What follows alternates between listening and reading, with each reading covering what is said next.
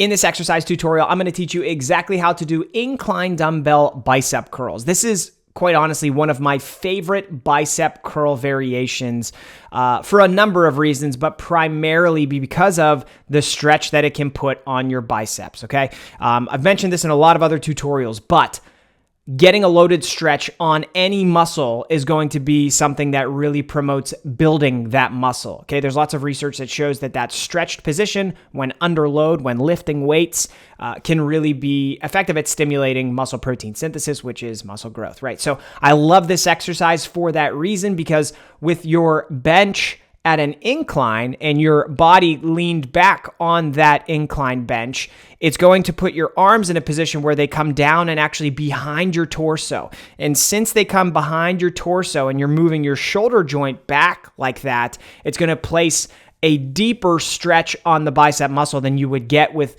most other curl variations. Okay, so that's why I love this exercise. And let's talk about the setup and how to actually perform it, right? So you're going to need a adjustable bench, and you can play around with the variation of how far leaned back you put the back part of the bench, how far that incline goes.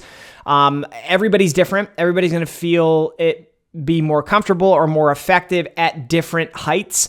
I've found personally that I actually prefer it a bit higher up, so not vertical straight up and down, but slightly leaned back, whereas other people get a lot more out of it if they go way leaned back. What I have noticed is that if you go past about a 45-degree angle on that adjustable bench, then it just gets really uncomfortable, puts a lot of uncomfortable tension on your shoulders and your traps, and that could, lead to some injuries. So I wouldn't suggest going that far back, but play around with the incline, find a adjustment that works best for you and feels best for you, and you can roll with that moving forward. Okay, so when you have your bench adjusted and in position, you're going to sit down on the bench, lower those dumbbells, and like I said, lean back onto the bench and let your arms come back behind your torso. And then from that position, think about almost cueing the exercise by pushing your elbow back slightly, and use that cue to then just think about bending your elbow to curl the weight all the way up.